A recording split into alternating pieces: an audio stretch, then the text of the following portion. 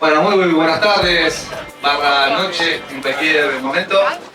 Tenemos el gusto de tener esta conversación con Guido Vinelli, que es director periodístico de Energía Estratégica de España, parte de Future Energy Summit. Vamos a tener una conversación con dos voceros, dos representantes del sector de energía del PP y del PSOE, que vamos a estar analizando un poco cuáles son sus propuestas, qué es lo que se espera en materia de política pública para el sector de la energía renovable. Bueno, la idea es hacer una conversación, tendrá por momentos, Marc y Juan Diego, algún tinte latinoamericano, por ahí vamos a descontexturar un poquito esta conversación, pero sí queremos profundizar y entrar en muchos temas que tienen que ver con el sector renovable, acá con el amigo Guido Vinelli. ¿Qué tal? Buenas tardes a todos, gracias por estar acá. El debate va a tener 8 ejes, donde los representantes de cada partido van a poder hablar sobre el tema durante 3 minutos y después podrá haber algún minuto y medio adicional para que se sume, no sé si decirle réplica, porque ya estamos picando el debate, pero bueno, va a haber algún tipo de réplica sobre alguna temática sobre la que se quiera abordar un poco más.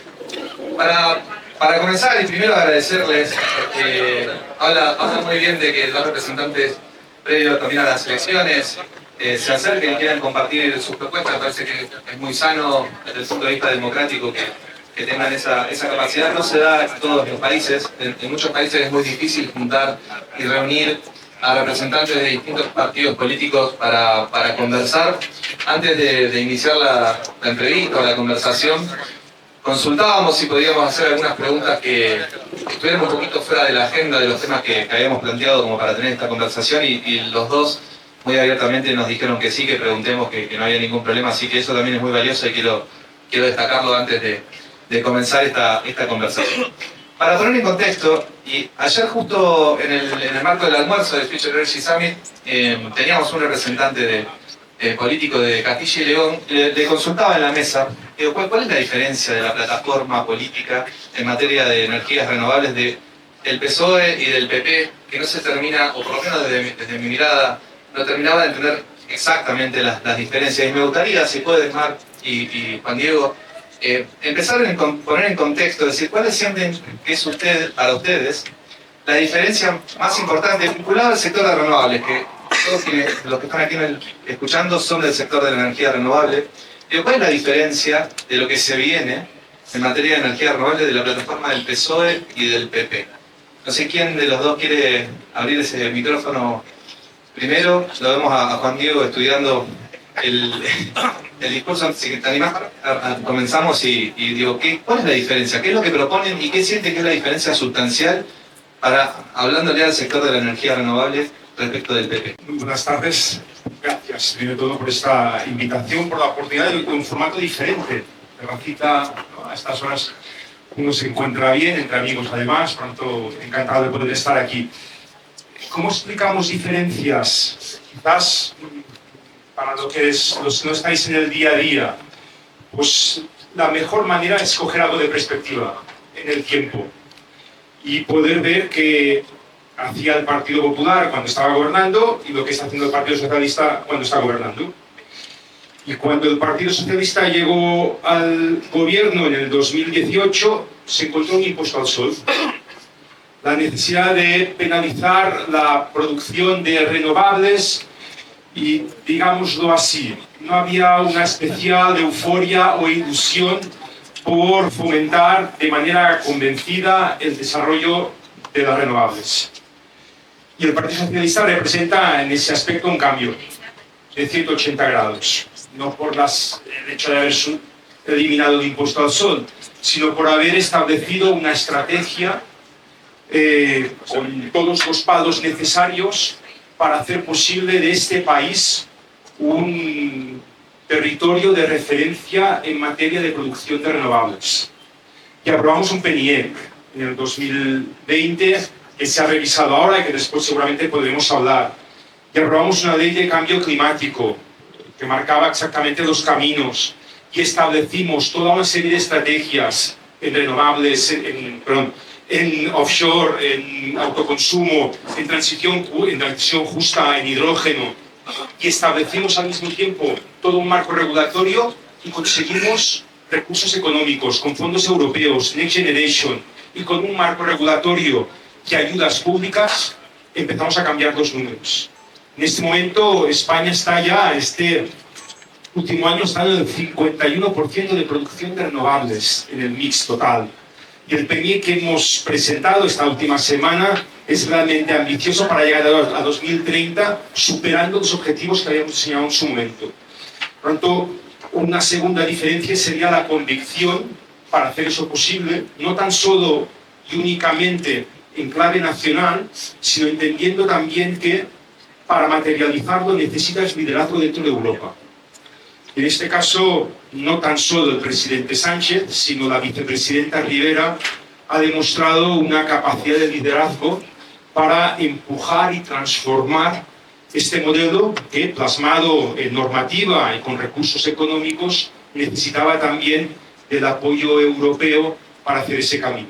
Y quizás esas serían algunas de las diferencias sustanciales vistas desde la perspectiva socialdemócrata. Le vamos a dar la palabra ahora a Juan Diego para que pueda explicar su diferencia y después una mini pregunta y ya seguimos profundizando con los temas. Juan Diego. Muchas gracias, y yo antes que nada agradecer a la organización de este evento por este formato tan divertido, tan diferente, tan fresco y además tan muy oportuno, ¿no? Es verdad que está casi planteado con anterioridad la convocatoria de las elecciones y hoy estamos pues, apenas a 18 días de que se celebren unas elecciones generales que van a ser fundamentales para el futuro de nuestro país, ¿no? Por eso agradecer a Álvaro, a Sonia, por su invitación, la invitación a participar de este foro, y también quiero aprovechar para saludar de manera especial a Eduard Veras, que es el director general o algo parecido, el equivalente, o director ejecutivo, perdón, de la República Dominicana de Energía, y que también ha participado en este foro. Y te doy la bienvenida. Hemos compartido antes unas breves palabras acerca de la importancia de las inversiones de empresas españolas en tu país, de la oportunidad que supone el desarrollo de energías renovables en la República Dominicana y de la oportunidad para descarbonizar la economía en la República Dominicana, pero también para producir energía de una manera más sostenible, respetuosa con el medio ambiente y a menor coste. Las energías renovables son una solución, efectivamente, a nuestro modo de producir y consumir energía. El Partido Popular lo ha tenido claro. Mi compañero Marc, digo compañero porque vamos acompañados a muchas de estos debates que se van produciendo, y no es la primera vez en la que nosotros tenemos la oportunidad de confrontar programas, ha puesto encima de la mesa algunas de las cuestiones. Primero ha dicho el impuesto al sol, la segunda cuestión de la que ha hablado es el desarrollo renovable, y una tercera cuestión ha hablado de los fondos europeos y el liderazgo en Europa. Nosotros, desde el Partido Popular, pivotamos sobre 3 puntos, de los que nos los creemos y hacemos gala de ellos. Aparcamos el relato, y ahora hablo de él, pero sí es verdad que nosotros nos pivotamos sobre 3 puntos. Queremos un sistema energético que sea y que se base en la sostenibilidad, sostenible en la lucha contra el cambio climático. Creemos que tenemos que tener un sistema energético que se base en la sociabilidad, es decir, proteger a los vulnerables y tener los precios de la energía más competitivos posibles. Y luego creemos también en el desarrollo, en facilitar.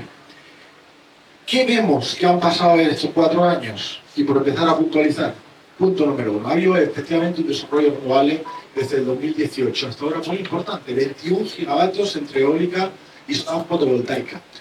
No voy a descubrir nada porque sois profesionales del sector, en el que el tiempo medio de tramitación de cualquier proyecto solar fotovoltaico o eólico va dependiendo de quién sea la administración, en función de la energía o la potencia instalada que se solicite, si es competencia autonómica o Administración General del Estado, entre 3, 4 o hasta 7 años para lo eólico. Lo que quiere decir es que, ¿qué ha hecho el Partido Popular, además de trabajar y facilitar todos los problemas que nos ha planteado el Partido Socialista? Pero es que si hoy tenemos 21 gigavatios, 8.000 son de las últimas subastas del Partido Popular. De las subastas del Partido Socialista no ha habido ni un solo megavatio renovable instalado en España, ni uno solo.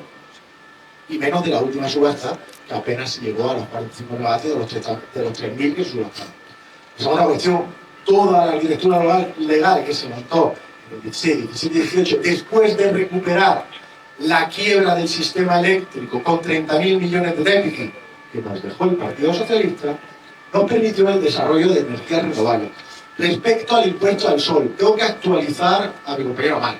El gobierno, a una pregunta concreta que hizo este grupo parlamentario, concretamente yo, dijo que el impuesto al sol nunca existió.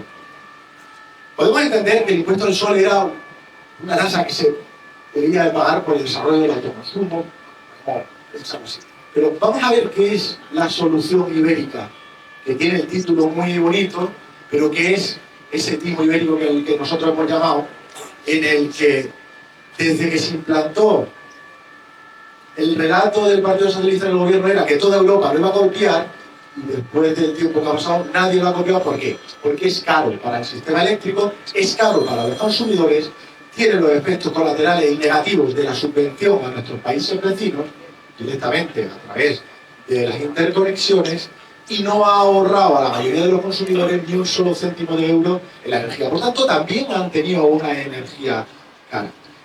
Pivotando sobre la sostenibilidad, y termino, sociabilidad, desarrollo, facilitar, agilizar procesos y permitir el desarrollo rápido de las renovables, el Partido Popular nunca, hablando de eso, hubiese hecho un Real Decreto Ley como el 23-2020 con hitos administrativos que han supuesto un problemón a todos vosotros inversores, que han supuesto un encarecimiento de toda la línea de suministro, sobre todo para energías renovables, y una imposibilidad de hitos administrativos, de cumplimiento de hitos administrativos. Y los datos son mucho más evidentes que el relato. Hay declaraciones de impacto ambiental de 38 gigavatios. Apenas el 1,8% tiene autorización de construcción. Eso son errores burocráticos que permite el Partido Socialista porque le gusta tener, entiendo yo, que el ministerio lleno o está rogando siempre a hacer las cosas. Venimos a facilitar las cosas. En cuanto a la ejecución de los fondos europeos, efectivamente, de los 140.000 millones de euros, a 31 de mayo de 2023 han llegado 35.567 millones y se han ejecutado o pagado apenas 2.870 millones de euros, el 8,07%. Creo que una diferencia muy importante y sustancial es la facilidad del desarrollo de las energías renovables. No tomamos al empresario como delincuente, sino que intentamos facilitarle las cosas. La protección de los vulnerables, esa sociabilidad de la energía y la sostenibilidad de nuestro sistema eléctrico. Notábamos que Marc estaba pensando, lo escuchaba a Juan Diego y seguramente tiene algo para responder, y Juan Diego también va a tener su réplica y después vamos a profundizar. Ojo que hay una pregunta muy interesante que se viene después. Sí, pero bueno, imagino yo varios de estos temas vamos a repasarlos, ¿no? De acuerdo conforme a lo aprobado. Ah, perdón, se me escucha, ¿no? Bien, pero primeramente, bueno, han como bien digo, sí, ya vamos a abordar el tema de impuesto al sol y tema, bueno, quiero llevar de estos temas como para que pueda conversar. Si querés, Marc, ya que fuera algún tema en concreto, puedes abordarlo. Me gustaría entrar sobre el PENIEC, lo que es el borrador del PENIEC, que nos ha presentado hace muy poco, en consulta hasta el 4 de septiembre, lo cual, bueno, es un ejercicio que propone objetivos muy superadores a lo que se había propuesto en el ejercicio anterior, implementado en el año 2020, o no implementado, sino aprobado. Entonces, este PENIEC, bueno, como bien digo, apunta hacia el año 2030, propone 62 gigavatios eólicos, propone 76 gigavatios solares fotovoltaicos, de los cuales 57 irían al suelo, 19 de autoconsumo, 18,5 gigavatios de almacenamiento, 11 gigavatios de electrolizadores. Y bueno, quería preguntarles a cada quien si de algún modo consideran que es demasiado ambicioso ese plan, consideran ser realizable. Marc, si querés, comenzamos. Sí, pero me vas a tener que dejar un minuto para la réplica. Seré muy rápido y escueto, pero creo que vale la pena, ¿de acuerdo? Porque el negacionismo puede explicarse de muchas maneras. A lo mejor una de ellas es decir que el impuesto al sol no existe. Lo explicaremos de otra manera. Le llamaremos parón de las renovables. Seguro que todos vosotros conocéis a alguien que en el 2013 o el 14 tuvo que irse a Sudamérica a trabajar porque aquí no había opciones de trabajo, porque se había decidido, decisiones políticas, que la transformación del modelo energético no era una prioridad para este país. Y eso provocó parón que se puede resumir en el impuesto al sol o se puede resumir con ese parón a las renovables, pero que existió y que fue una realidad.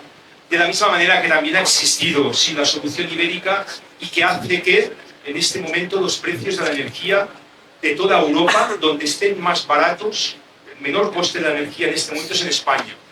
Y que eso haya permitido además que la inflación en todos los países de la Unión Europea, de los grandes de la Unión Europea, quien mejor comportamiento tenga en este momento sea España. Por tanto, sí, las decisiones de gobierno importan y sí, unos optaron por parar y por no apoyar negociaciones en Europa, que cuando se han conseguido han tenido beneficios en positivo para los que estáis en el sector, pero sobre todo y especialmente para la economía en su conjunto. A partir de aquí, PNIEC. ¿Esto es ambicioso? Sí, es muy ambicioso. ¿Es realizable y es conseguible? Sí, por supuesto. Y mirémonos sobre todo los grandes datos. En este momento tenemos 30 megavatios de eólica instalados y tenemos 30 megavatios más en proyectos con declaración ambiental positiva. Pendientes, es cierto, de la autorización de construcción hasta el 25 de enero de 2024. En estos 6 meses que hay por delante se irán obteniendo esas autorizaciones. Tenemos el mercado para acabar respondiendo, pero 30 y 30 son 60 gigavatios que podemos estar en 2025-26 en pleno funcionamiento. El objetivo del PNIEC a 2030, el nuevo, el actual, son 62 gigavatios. Por tanto, sí, es factible alcanzar esos 62 gigavatios en eólica. En fotovoltaica tenemos instalados 20 gigavatios en este momento y 40 gigavatios más autorizados con tramitación ambiental. Aquí eso es lo difícil, para entendernos. Y esa autorización ya es realidad. Ya hay hasta el 25 de enero de 2024 para disponer de la autorización de construcción. 40 y 20 son 60 megavatios a 2025 y el objetivo son 76 gigavatios, por tanto, a 2030. Entonces, son números razonables, muy ambiciosos, es cierto, pero que van en concordancia con lo que ha establecido, con lo que estamos viendo, cómo está respondiendo el sector energético.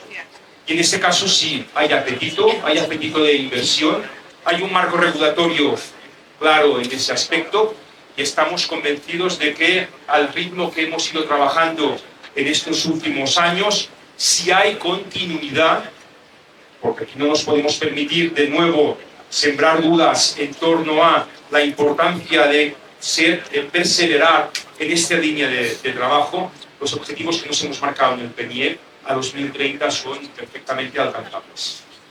Le vamos a dar ahora la palabra a Juan Diego y después vamos a invertir el orden, así no juega siempre con desventaja a Marc, va a arrancar después Juan Diego y sigue Marc. Juan Diego, tú. Plan Nacional Integrado de Energía y Clima. Se revisan y se actualizan los objetivos de un PNIEC que apenas tenía un par de años de vida y hay una actualización que prácticamente es una enmienda a la totalidad de las previsiones iniciales. El propio gobierno, en su memoria explicativa, ese primer PNIEC que parecía que iba a ser la panacea y que se iban a cumplir todos los objetivos, y el mercado ha sido infinitamente más dinámico e inteligente que ese propio plan. Y hoy nos encontramos con un PNIEC que efectivamente hace unas previsiones al alza en cuestiones de energía renovable de las cuales nosotros no queremos cuestionar. Desde luego, lo que sí queremos pedir es que si se hace como las planteadas con el Real Decreto Ley 23/20 y con los hitos administrativos que están estrangulando al sector, no es la mejor manera de conseguirlo. Pero yo sí comparto una plena de reflexiones que son las que principalmente no me gustan del PNIEC. Aumento de la demanda eléctrica a 2030 un 1,2%. Solo un 1,2%. Aumento de las exportaciones de energía, un 18% o 53 teravatios hora año. ¿Qué quiere decir esto? Que el gobierno de España, in extremis, y plantea, no es el PNIEC definitivo que tiene que aprobarse el año que viene, pero sí son los objetivos que este gobierno quiere lanzar, casi como un mensaje a determinados sectores más que a la realidad de la tenemos. Sí Lo que este gobierno quiere es que España sea exportador de electrones y no exportador de economía verde. No me gusta ni que bien. Si en lugar de aumentar la demanda interna, electrificando aquellos sectores que se pueden electrificar, generando demanda vía industrialización de nuestro país, generando demanda vía atracción de inversión y de empresas, y lo que quiere es el camino fácil de que tengamos que aumentar nuestra potencia instalada para vender energía presumiblemente barata a nuestros países vecinos, obviamente creo que es un error estratégico. Nuestro PEñec tiene que servir para que España, que tiene un 80% de radiación solar superior a las 2000 horas efectivas, es un 56% en términos de competitividad de radiación solar, más competitivo que Alemania, un 25% más que Francia e Italia, que son los grandes países de la Unión Europea. Si la solución que este gobierno aporta es mandar electrones baratos a la frontera francesa, creo que es una. Por tanto, creo que tendríamos que, en este PEñec, haber desarrollado y haber profundizado en la idea de aumentar la demanda vía industrialización, que no solo es excreto 1,2% a 2030 y un 18% nada enseñable destinado a la exportación. Solidaridad con Europa, claro que sí, pero que la gran inversión la sumamos los españoles y hagamos la gran inversión con el coste social que puede tener y está teniendo ya en determinados territorios para aumentar tanto la energía, la instalación renovable en ese país para vendérsela a los franceses a precio barato, efectivamente no es la mejor solución. Vuelvo a reiterar, el PEñec tiene que pilotar sobre la sostenibilidad, reducir las emisiones de CO2, efectivamente, la lucha contra el cambio climático, pero también con el respeto medioambiental. Tiene que ser competitiva en precio y tiene, por supuesto, que ser fiable y fácil solucionar la vida de los españoles. Y luego otra cuestión diferente. Es muy curioso que se aumenten las previsiones de almacenamiento en este PEñec cuando se ha desarrollado 0 megavatios. Cuando estamos viendo cómo un fin de semana la mayoría o gran parte de los parques eólicos de este país tienen que realizar vertidos porque no somos capaces de tener la demanda suficiente, con la pérdida de rentabilidad y competitividad. Es peligroso tener días de 0 euros en el día, tener precios de 0 euros para la energía y otras horas de 180, porque se deja a los ciclos combinados la responsabilidad total de tener la capacidad de suministro o garantizar la capacidad de suministro en horas punta. Cara, emisora de CO2 y peligroso. Un 4% de funcionamiento es lo que dice el PEñec que va a tener, lo cual quiere decir que a ver cómo retribuimos y cómo se pueden mantener esos ciclos combinados con poco funcionamiento. Muchas gracias, Juan Diego. Marco, no sé si tienes un minuto de réplica. Andamos por caminos inexplorados. El liderazgo es eso, es tener la capacidad de adaptarte a medida que haces camino o recorres un camino que nadie antes ha hecho yo previamente. Y efectivamente nos vamos adaptando en función de la evolución de la tecnología. Hicimos un PEñec en 2020 con unos objetivos que ahora nos damos cuenta que todavía podemos superar. Y en ese sentido, por tanto, lo vamos adaptando, no son documentos rígidos, todo lo contrario, la flexibilidad debería de ser un activo y no la rigidez en torno a los documentos que se aprueban. Este PEñec hace un planteamiento de grandes crecimientos de consumo. El PEñec, y eso debería también de hacerse referencia, establece estrategias de eficiencia energética. Porque aquí no se trata tan solo de consumir, consumir y consumir. Aquí lo que se trata es de ser más, de optimizar y de ser más eficientes en el consumo. Y eso nos permite, en buena parte, que no se dispare a 2030 grandes incrementos de consumo. De ahí, mi colega empieza a hacer toda una reflexión sobre las consecuencias que tiene de la exportación. Hemos demostrado que energía barata atrae inversión extranjera puntera. Territorios impensables hace 10 años, como Extremadura, como Aragón, tienen la capacidad de atraer industria electrointensiva que está compitiendo con las mejores regiones de Europa. Y eso es gracias precisamente a la energía renovable y a la capacidad de producir a un bajo precio. Eso es lo que en cierta manera ha establecido el PEñec. Y acabo con el marco regulatorio. En 5 años no nos ha dado tiempo para todo. Es cierto, empezamos de cero, nos ha dado tiempo para regular muy bien el autoconsumo y para ver la tecnología cómo iba avanzando. Y efectivamente, para cumplir este PNIEC 2030 es necesario un marco regulatorio claro. Eso es compromiso electoral para esta próxima legislatura. Bien, perfecto. Pasamos ahora al tema subasta, creo que acaba siendo un tema... no sé si vos, Juan Diego, querés hacer algún comentario respecto del Peñero. No, hablaba de los caminos inexplorados. La última vez que se aventuraron a recorrer caminos inexplorados fueron 30.000 kilómetros de nuestro sistema eléctrico.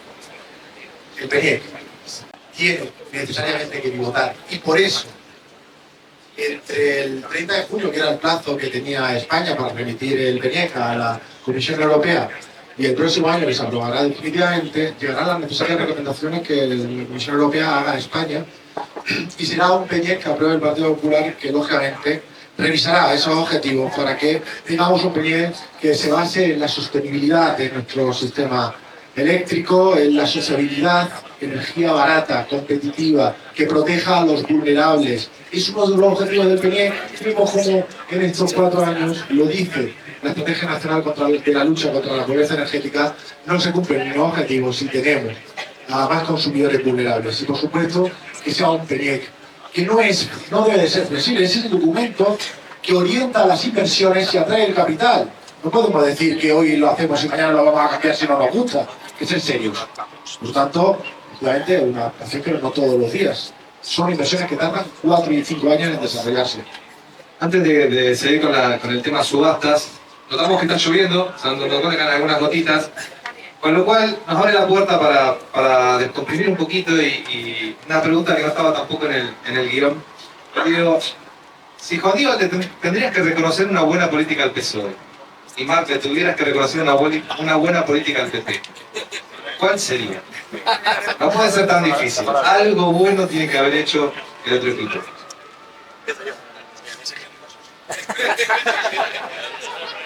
Creo que el compromiso que como país adoptamos, ni izquierda ni derecha, ni Partido Popular ni PSOE, creo que el compromiso de lucha contra el cambio climático y de reducción de las emisiones de CO2 no solamente es una oportunidad política, sino que es un compromiso interno.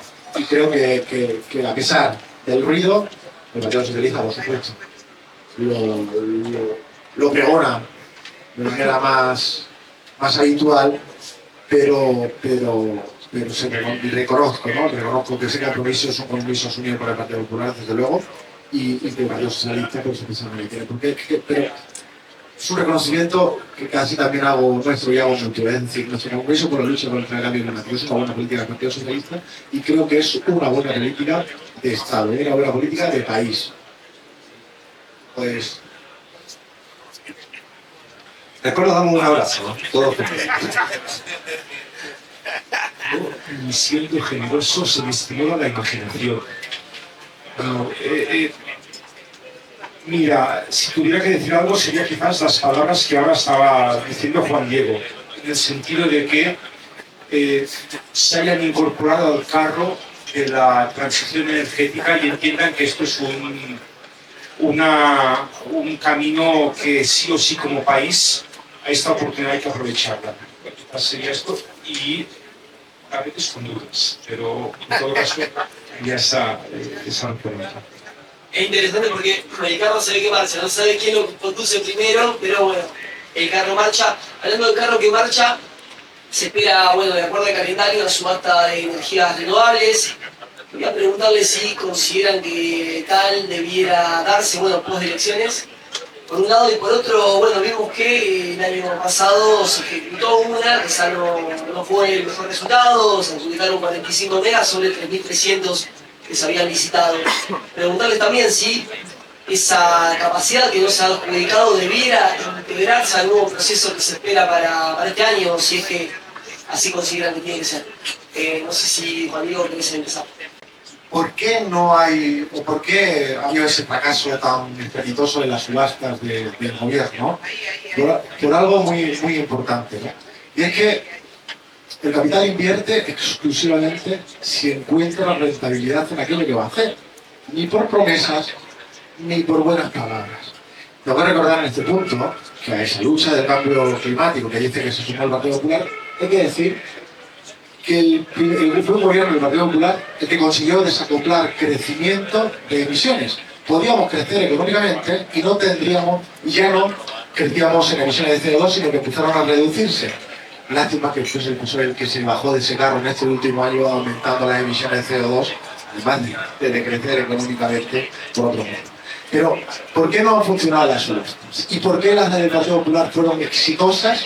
¿Y por qué hubo más petición de instalación que las propias convocatorias de subasta de 3.000 megavatios, que fueron en su caso la mayoría que se tenían? Porque se ofrecía una rentabilidad y éramos capaces de garantizar un precio sin necesidad de primas, que con señales de mercado eran adecuadas, más barato que las últimas subastas. Y aventuro otra cosa, pensando en el futuro. Tenemos un problema de vertidos, tenemos un problema de rentabilidad de nuestras inversiones. Y lo que no puede ser es que haya, y vuelvo a reiterar, que haya días de 0 euros el megavatio por una producción renovable tan exagerada, con esa curva de pico de pato en verano, y no hayamos desarrollado ni un solo megavatio de almacenamiento. El almacenamiento tiene que entrar de manera urgente como un actor de consumo energético para que sea utilizado como generador en hora de consumo. Estabilidad de precios y retribución adecuada. Las subastas van a ser necesarias y es algo que tiene que estar encima de la mesa a pesar de que los PPAs permitan el desarrollo, porque los PPAs, como no cambiemos esto, se pueden ir al traste. Pero un día, Juan Diego, vos decís que quizá dentro de la subasta podría incorporarse la figura del almacenamiento a la hora de ofertar. Tiene que ser su elemento. Y el almacenamiento tiene que ser otro elemento a desarrollar. Una subasta de renovables con almacenamiento es hacia donde tenemos que ir, pero desarrollar el almacenamiento de manera necesaria es una obligación. El vertido de energía puede echar al traste nuestro sistema eléctrico. La falta de retribución adecuada para la energía renovable en horas de máxima producción, un acoplamiento entre el consumo y la producción puede llegar al traste. Por tanto, necesitamos hacer para la estabilidad de suministro del sistema eléctrico subastas que estén adecuadamente retribuidas, que permitan una estabilidad y certidumbre en el precio, porque puede ser que algunas de los PPA firmados con señales de precio de 180 euros en un momento y de 0 a otra hora acaben comprometiéndose esa rentabilidad y acaben yéndose al traste, ¿no? Por tanto, las subastas son necesarias, que lleven como uno de los elementos el almacenamiento si es preciso, pero hay que desarrollar paralelamente almacenamiento de manera necesaria para que no pasen las cosas de estabilidad de precio, no haya tanta fluctuación y volatilidad en el precio y estabilidad para el consumidor, que es lo que necesita, precios baratos y no precios de 180 o 200 euros y otro financiero negativo. Sí, a ver, hay que ser honestos con las subastas. En estos, entre 2021 y 2022, hemos sacado 4 subastas. 4. De las 4, 3 de ellas, en su conjunto, han representado 3,3 gigavatios de eólica, 3 gigavatios de fotovoltaica, 146 megavatios de biomasa, a un precio medio entre 25 y 30 euros el megavatio. Han funcionado muy bien esas 3 subastas. Es cierto, hubo una cuarta, la última, que se produjo el 23 de noviembre del 22, en plena crisis de Ucrania, con los precios energéticos disparadísimos y por tanto con una coyuntura muy puntual que hizo que no hubiera una respuesta del mercado a esa subasta en concreto. La situación del 23 de noviembre del 22 se va a mantener en el futuro, no, ya lo estamos viendo ahora. Por tanto, las subastas que se lanzaron en su momento fueron válidas, son una buena opción y han dado buenos resultados. 25, 30 euros megavatio representa una buena oportunidad con una suma de casi 6 gigavatios y medio. A partir de ahí, sí, hay orden ministerial que marca calendario y en la que, vamos, yo creo que el gobierno de España tiene que continuar lanzando y sacando subastas. ¿Qué no haría yo? No tengo aquí los datos, en materia de vertidos. Es mandar también mensajes especialmente pesimistas. Hay vertidos en la red, los hay, de eso somos conscientes, pero somos de los países con un menor porcentaje de vertido, pues siempre hablando de zona Unión Europea, ¿eh? España es de los que menos vertidos tiene en el conjunto de la Unión Europea. Cuando aquí hay, sí, hay almacenamiento y hay que trabajarlo, hay 9 ¿no? gigavatios pensados para bombeo, ya en solicitudes. Cuando aquí vamos a ver cómo iremos tocando, iremos incrementando opciones para reducir eso. Pero ya de por sí tenemos un bajo porcentaje en la parte de vertidos. No olvidemos eso. Vamos a pasar a la próxima pregunta. Antes me gustaría hacer una encuesta en vivo, si puede ser que todos opinemos, a ver cómo lo vemos. Ambos están de acuerdo en avanzar con energías renovables. Eso es lo que se está diciendo, estamos discutiendo el cómo y otras cuestiones, pero en definitiva ambas fuerzas políticas están de acuerdo. La discusión que se viene es cómo va a ser la potencia firme, de dónde va a salir, y ahí hay algunas miradas en este sentido. Me gustaría que todos votemos, levantando la mano, ¿quiénes están de acuerdo con la energía nuclear? Ustedes hacen una encuesta en vivo. ¿Quiénes están de acuerdo con que se sigan instalando centrales o que se mantengan las existentes como respaldo de energía? Matices. Con muchos matices. Con muchos matices. Está realmente repartido, ¿eh? Está bastante parejo. ¿Qué proponen en este sentido? ¿Quién había comenzado? No me acuerdo. Sí, Mateo. La culpa no siempre puede ser de otro. Nunca. Porque ser de otro. Nunca no puede ser de otro. Uno tiene que mirar por qué regulatoriamente no se lleva a red eléctrica que tenga transparencia en los nudos de acceso y conexión y sepamos de verdad cuáles van a ser los vertidos que puede tener determinado nudo y que dé certidumbre al inversor. También es verdad que la complejidad en la tramitación de renovables puede hacer, por ejemplo, terminarlo de antes y enganchar publicidad. La complejidad de la tramitación que se ha hecho y los hitos administrativos tan complejos que se han puesto y que han llegado a pensar a muchos inversores que no van a llegar a cumplir con su cadena de suministros para la instalación de renovables, o la falta de confianza y seguridad en las inversiones que percibe el capital, puede ser el que esté detrás de que algunas subastas no funcionen. No tiene por qué ser siempre la culpa de otro. Un cráneo no puede ser la respuesta y la solución.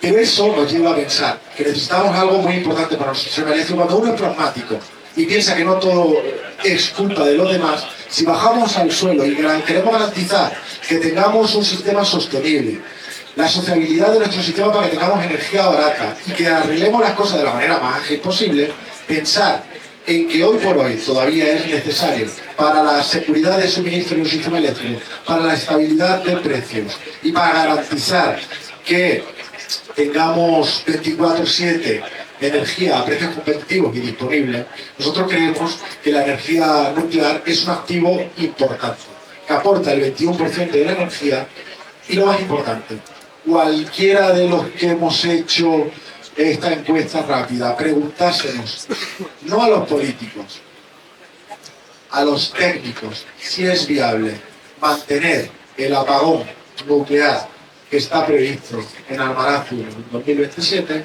para la estabilidad del suministro, te diría el 99,9% que no es probable. Es más, el PSOE ni siquiera en su borrador de programa electoral renuncia a que quizás se tengan que mantener abiertas las centrales nucleares por una cuestión ni ideológica ni nada. Estabilidad, seguridad de suministro, confiabilidad en los precios y garantía de abastecimiento energético que es necesario hoy en día. Marc, tu turno. Si somos ricos en sol, en viento, en territorio con bajas densidades para instalar las renovables que necesitamos, si tenemos kilómetros de costa para hacer posible toda aquella offshore que diseñemos, si somos ricos en sol y en viento, ¿por qué tenemos que apostar por aquellas energías de las que no tenemos las materias primas para poderlas producir? Primera reflexión. En este país hay un pacto con los propietarios de las centrales nucleares, que establece un calendario de cierre. Empezará en el 2027 y acabará en el 2035. No es una decisión unilateral del gobierno de España, es una decisión acordada entre las dos partes que hace factible un calendario de cierre a medida que van incrementando e incorporándose en el mix otros elementos de producción energética. Y ese acuerdo es fruto del propio reconocimiento de los costes que supondría para el sector energético alargar la vida útil de las actuales plantas nucleares que tenemos. Unos costes altísimos que alguien debería de pagar. ¿Y qué hacemos? ¿Lo colocamos en la factura de la luz? ¿Repercute sobre los presupuestos generales del Estado? Y si los propios promotores, los propios productores de nuclear dicen, oye, yo aquí ya no voy a invertir a costa mía porque ya no me es rentable, yo opto por cerrar. Y de ahí se diseñó ese acuerdo. Seamos conscientes de ello. A día de hoy hay un calendario que está cerrado, acordado, que empieza en 2027 y acaba en 2035, por lo tanto no es cerrar hoy las nucleares, es hacerlo a 2035 y hacerlo de manera acordada y pactada directamente con el sector. Yo creo que ahí sí, hemos hecho las cosas bien, las hemos sabido planificar, trabajar y con ese objetivo sencillamente de manera progresiva y escalonada ir dando cierre a un sistema de producción que acabaría siendo carísimo, y si no que se lo pregunten a nuestros socios franceses. Digo que nos quedan 10 minutos. Bien, sí. Así que vamos a elegir las... 10 minutos todos con cervezas en la mano, estamos viendo un evento de... Y también bueno agradecerles que ya, ¿no? Juan Diego, Marc, por venir y prestarse a este debate. Seguramente después se quedarán tomando algo. Entiendo que también tiene una agenda muy importante mañana y por eso también nos queda poco tiempo. Vamos aprovechando una pregunta que me resulta muy interesante, tiene que ver con el desarrollo del hidrógeno, combustible que bueno, podría descarbonizar áreas que hoy son difíciles de hacerlo, hidrógeno verde me refiero, hidrógeno renovable. Preguntarles cuál es la agenda de cada partido. Hay un proyecto muy importante, es el H2MED, ese hidroducto que recorrería desde España hacia Francia, proyecto del cual también se ha sumado Portugal.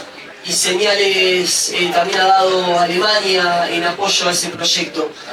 ¿Qué piensa cada uno? No sé si esta vez Marc, querés empezar vos y Juan Diego, comentar siguiendo. Sí. Nosotros estamos convencidos con la puesta en la importancia del hidrógeno verde. Establecemos en el nuevo PNIE un objetivo de 11 gigavatios a 2030. Hasta ahora el objetivo era 4 gigavatios, por lo tanto damos un salto hacia adelante de manera muy importante. Estamos muy bien posicionados en el conjunto de Europa, no tan solo para producir aquel hidrógeno que necesitemos, sino para tener la capacidad de exportarlo. Y eso nos da una oportunidad, sin ninguna duda, extraordinaria, ser productor y exportador de energía. Y en ese sentido, dos ideas claras. Porque queremos producir hidrógeno para consumo propio, como país, faltaría más, pero no nos queremos quedar ahí. Lo que queremos hacer también es que parte de la producción que podamos realizar por encima del consumo que necesitemos pueda servir y podamos exportarlo a otros países. ¿Hay que hacerlo únicamente por la vía de la canalización? No necesariamente. De hecho, hay iniciativas privadas de algunas grandes empresas españolas que están optando por producir hidrógeno y por la vía de barcos metaneros, pues trasladar eso al centro de Europa a través de Rotterdam, a través de Holanda. Ahí hay una acción que es buena, que hay que aplaudir. Podemos hacerlo juntamente con eso, con la construcción de alguna canalización acordada con Alemania, con Francia, con Italia, que sería desde Barcelona llegar hasta Marsella y abrirnos hacia el centro de Europa. Sin ninguna duda es atractivo, y más cuando una parte importante de este proyecto irá a costa de fondos europeos y no a costa de presupuestos generales del Estado, o sea, que será Europa quien acabará pagando. Por lo tanto, ahí tenemos una posibilidad de ser punteros, de liderar producción y de convertirnos en exportadores que nos hagan, sin ninguna duda, también fuertes en el sector. Juan Diego, si intentemos ser lo más breve posible, pudiendo responder obviamente, pero así nos podemos tocar dos temas más que Guido quería plantearles. Ya que preguntas por el hidrógeno, desde luego nosotros tengo que recordar que sé dónde estamos, lo que queremos y dónde queremos ir. La primera ley de hidrógeno que se presentó en cualquier parlamento europeo fue una ley que presentó el Partido Popular y votaron en contra. Votaron en contra.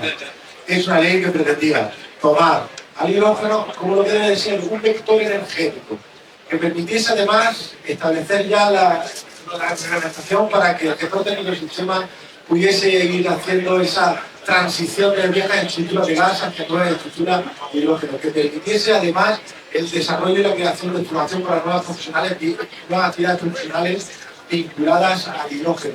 Que el hidrógeno se considerase de interés general, que permitiese atraer inversiones, que fuese un vector de almacenamiento y un vector energético necesario. Creemos que el hidrógeno tiene un futuro extraordinario en el presente, pero sobre todo en el medio y largo plazo, y creemos además, que primero tenemos que, por supuesto, atender las necesidades de hidrógeno de consumo de nuestra industria, y nuestro hidrógeno que va a producirse en términos económicos de manera mucho más competitiva que el que se pueda producir en Francia o en Alemania, sirva también, en el caso de la energía eléctrica, para atraer inversiones y atraer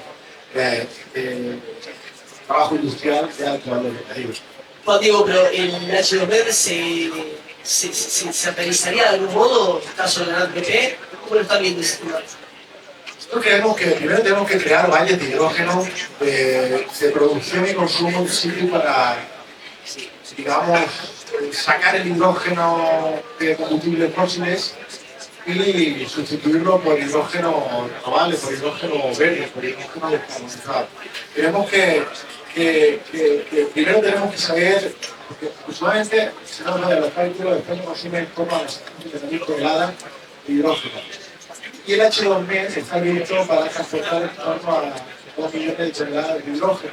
Por lo tanto, es una capacidad máxima que vamos a volver a hacer lo mismo, a producir hidrógeno, a invertir en el activo que es la tubería, en un proyecto que será de 2030 a 2040, con probabilidad.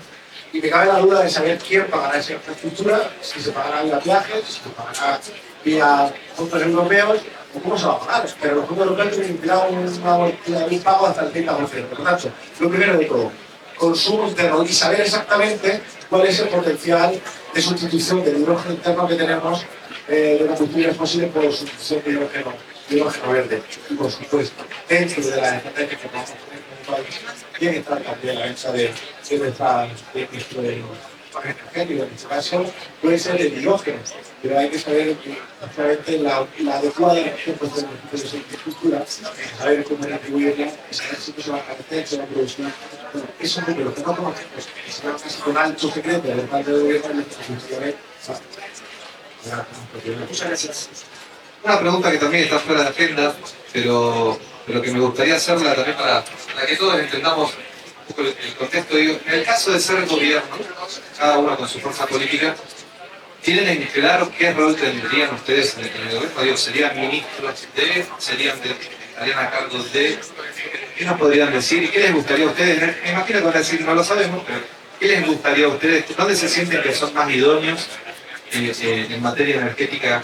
¿Qué les gustaría? Y se lo vamos a transmitir a los candidatos presidenciales también, así están integrados. No es la primera vez que me había hecho esa pregunta. Y yo al único que quiero es hacer un servidor público dependiendo de todos nosotros, que al final soy a quien nos debemos. Y ser un servidor público donde me corresponda y el concepto que pueda llevar y mi capacidad de trabajo que pueda llevar. Pero sí es cierto que lo que aspiro es verdad. Y no es una respuesta mía, ni es tampoco utópico. Yo vine a política porque quería dejar las cosas perfectas en el vine a política y porque quería cambiar el país en el que vivo. Primero fui alcalde e intenté hacerlo, pues, ayudando a transformar mi pueblo, a cambiar mi ciudad y ayudar a mis vecinos. Y eso es lo que quiero en el futuro, ayudar a mi país a que, lo que dice nuestro programa electoral, el encabezado del apartado 12, queremos ser una superpotencia energética a nivel europeo y donde sea, me gustaría trabajar para conseguirlo. Vamos a intentar que Marc nos pueda decir un cargo, pero seremos muy políticamente correctos. No, a ver, estamos yo aquí sentado, pero estos números que hacía referencia a estas argumentaciones que comparto con vosotros es todo un trabajo de equipo. Hay mucha gente detrás que le dedica horas y que ahora estoy yo sentado aquí, como en otros momentos hay una persona y todos trabajamos y colaboramos. Lo que sí que es cierto es que el Partido Socialista hay gente extraordinaria, con una capacidad de trabajo y una formación y una solidez única. Y aquí pues somos parte de este engranaje y sencillamente pues estaremos ahí donde se crea que mejor podemos estar y siempre con esa vocación, la que yo también estoy convencido, por ser útil a la sociedad y poder dar lo mejor que uno tiene para que este país pueda seguir avanzando. Bien, para cerrar, ya estamos en hora, hoy voy a tocar un tema que da para 2 días, no da para 2 minutos, tiene que ver con tramitaciones ambientales. Bien sabemos que se han presentado muchísimos proyectos de acuerdo a ciertos calendarios que ha planteado el gobierno nacional. Están avanzando cerca de 50 gigavatios de proyectos eólicos y solares, muchos de ellos, el 90, 80 y pico %, tienen que ver con solares fotovoltaicos. Sé lo que pasó, es historia, ¿no? Sabemos que, bueno, se aprobaron proyectos en tiempo récord, queremos mirar para adelante y preguntarles de qué modo cada partido está considerando acelerar de alguna manera este tipo de tramitaciones. Se habla de, bueno, de ventanillas únicas que se debieran aceptar ciertos procesos para su pleno funcionamiento. Se habla también, bueno, de administraciones que cada comunidad autónoma tiene, que también tienen que ser eficientes. Y bueno, ¿de qué modo cada partido está, qué estrategia quiere elaborar, pensando que estos pendientes de los cuales hablamos, ambiciosos todos, y bueno, sabiendo que España tiene gran recurso para monitorizar todo eso, va a requerir también, ¿no?, de cierta velocidad de piernas por parte de la administración para dar el visto bueno a la tramitación. ¿Qué pueden decir al respecto de vuelta, mirando para adelante y teniendo en cuenta que nos queda poco tiempo? No sé si alguien quiere empezar, vía libre. El que agarre primero. Hay 1.400 proyectos de tramitación ambiental favorable para la producción de 70 gigavatios. Esto ha sido un trabajo enorme que ha pedido de algunas prórrogas, es cierto, pero nunca nos habíamos encontrado en una situación como esta, tan favorable. ¿Esto es garantía de buen funcionamiento? No. Esto tiene que mejorar, por supuesto. Y hay que ser muy conscientes de esta España descentralizada en la que vivimos, en donde las comunidades autónomas especialmente tienen competencias propias y es un juego entre gobiernos autonómicos y gobierno estatal. Y aquí hay mecanismos que de coordinación que tienen que mejorarse. Y yo pondría especialmente el acento en ese sentido, en la importancia de estar, o sea, de ir muy coordinados y de estar muy atentos también a la realidad de los tiempos de tramitación. ¿Con qué objetivo? Con el objetivo de que estos proyectos en ningún caso decaigan. Y es importante también entenderlo. No es tan solo un problema de trámite administrativo o de retrasos de la administración. Es que cualquier condición de mejora del proyecto que se impone por parte del funcionario, del técnico, necesita un tiempo para que el promotor pueda modificarla. Y también requiere ese tiempo. ¿Cómo hemos trabajado hasta ahora desde el Gobierno de España? Yo diría sí, apretando pero no ahogando.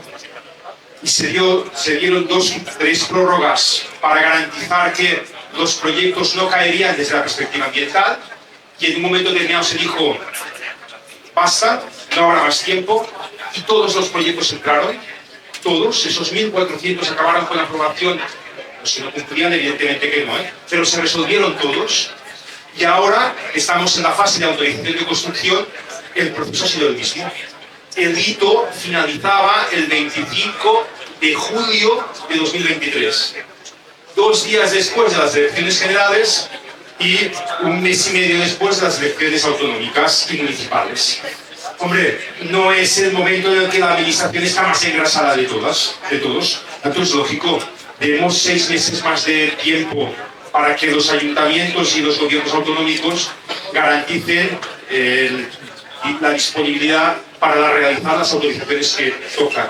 Pero iremos cumpliendo esos hitos y haremos posible que estos 70 gigavatios, 1.400 proyectos acaben disponiendo todos de autorización y se puedan materializar. Santiago.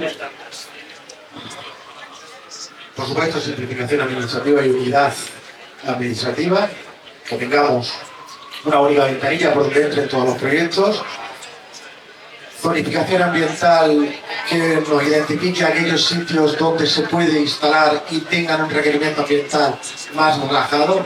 La declaración de impacto no puede ser esa soga sobre la que cualquiera tenga miedo de colgarse. Tasas por hito, no puede ser que la administración sea la que ralentice estos proyectos y todas las declaraciones de impacto ambiental se hayan hecho por 2 motivos.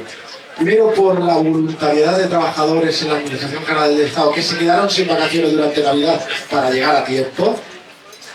Y lo que tampoco puede ser es que vayamos con unos hitos administrativos que solamente interesaban al Ministerio, con unos avales bestiales, con una financiación de esos avales bestiales. Y estos 6 meses encarecen esos avales. Por lo tanto, esos hitos administrativos han encarecido también, además, la cadena de suministro de los promotores renovables, porque compiten en el tiempo en un mercado que está limitado y que ha hecho que haya una demanda excesiva. Por lo tanto, eso no es simplificar administrativamente, eso es complicar administrativamente. Este gobierno ha sido una máquina de hacer problemas y nosotros creemos que la administración tiene que estar para facilitar los problemas precisamente a los inversores. Estas son básicamente un poco las cuestiones y por el tiempo no me voy a detallar más, pero efectivamente, simplificación administrativa, la tasa por hito creo que es algo muy bueno porque permite dotar a la administración de los medios necesarios para la agilidad de los procesos administrativos y luego decir que si las elecciones o no las elecciones en julio de 2025, el problema es que hay, perdón, del 23, el problema es que hay un 1,8% solo de autorización de construcción, autorización domiciliaria de construcción. Ese es el verdadero problema que advertimos el mismo día que se debatió la convalidación del Real Decreto Ley 23/2020 allá por 2020. Sabíamos que esto iba a pasar y efectivamente cuando llega el tiempo triste y lamentablemente nos dio la razón. Juan Diego, Marc nos pidió hablar un minutito y ya le vamos a... Solo una manera. Sí, dale. La tasa por hito ya existe. Ya es una realidad. Desde la época de la que se está aplicando. Habría que saber si vuestra tasa por hito son incrementar tasas a los promotores. Estamos hablando de esto, de pasar por caja y que sea un impuesto, una tasa al sol evolucionada. Habría que dejarlo claro para que todos también lo tengan presentes. O sea, incrementamos tanto cargas fiscales a los promotores. Cuantifica la tasa por hito que hay en la materia. Bueno, Álvaro, ya estamos por cerrar y Álvaro Villasante nos pidió el micrófono, no sabemos si va a hacer una pregunta o va a hacer un comentario, no sabemos si esto va a terminar bien o va a terminar mal, pero le vamos a dar el micrófono de todas maneras. No, en primer lugar, ayer yo hablaba de que teníamos en España un sector energético envidiable. Y creo que tenemos un sector democrático envidiable, ¿no? Porque nosotros que vamos por muchísimos países pues conversando con todos los gobiernos y que afortunadamente pues tenemos, pues como digo, representantes de todos los gobiernos siempre con nosotros, poder tener un debate como este, que 2 partidos líderes acepten hablar aquí con libertad, con tranquilidad, compartir, accesible y hablar con ustedes, pues me parece que es algo fundamental y que habla muchísimo de la calidad democrática que tiene España y que habla muy bien también de la predictibilidad que tiene el país en términos normativos y en términos energéticos. Yo creo que los dos han demostrado mucha altura de miras, han demostrado de verdad una generosidad tremenda en hablar, en expresar, en debatir, en confrontar de forma correcta y con visiones muchas veces distintas, pero una cosa fundamental que han dicho los dos, me ha gustado mucho cuando han dicho que le valoras al otro, que los dos, que el país tiene claro cuál es el futuro del sector en términos generales. Habrá puntualizaciones que seguro cambiarán, pero sabemos que queremos al final el trilema de la sostenibilidad, la competitividad y evidentemente la confiabilidad. Y hacer eso con desarrollo de una industria local. Yo solo les quería pedir una cosa a los dos, evidentemente agradecer a todos los que han venido a compartir aquí, invitarles porque ahora viene un cóctel de 2 horas y vamos a compartir y hablar y seguir generando sinergias, pero les quería pedir algo que lo decía, ¿no? Que trabajen siempre con el foco, como se ha venido haciendo, en tener una industria energética fuerte. Porque los países que tienen un sector energético fuerte son países mucho más resilientes, mucho más robustos y que tienen un progreso mucho mayor. Y en España, afortunadamente, tenemos un sector maravilloso, vivo, que aquí se ve, que tiene muchísimas empresas, no solo invirtiendo y no tantas tan famosas, sino en toda la cadena de valor del sector renovable, que son orgullo nacional y que van por todos los países del mundo, incluido pues, en Latinoamérica, llevando progreso, soluciones tecnológicas que generan empleos aquí. Aquí hay muchas, aquí hay varias de muchos de los rincones de España que están generando empleos hoy vinculados al sector. Entonces yo solo quería hacer eso, evidentemente terminar con una cosa. Muchas veces nos dicen qué pasa con estos encuentros, cuál es la diferencia. Yo creo que queda muy claro aquí. La diferencia es tener debates de calidad, hacer actividades como esta, tener espacios y tener a las personas que toman decisiones y que escuchan, sobre todo que vienen a escuchar. Ayer yo creo que tuvimos una jornada tremenda, pero hoy poder estar aquí, compartir, estar así, creo que vale. Esto mismo lo hemos hecho, tuvimos un café parecido en República Dominicana con Edward y con el viceministro de Energía y lo hemos hecho en muchos lugares para debatir, para construir, para crear y para que ustedes no dejen de aportar, porque está muy bien la crítica fácil, pero entre todos tenemos que aportar a lo que imaginamos para el sector energético del futuro. Como digo, para terminar, solo nos acordamos del sector energético cuando se va la luz y nos llega la factura. Aquí en España hace un año se hablaba todos los días en todos los bares, hoy parece que no importa, ¿no?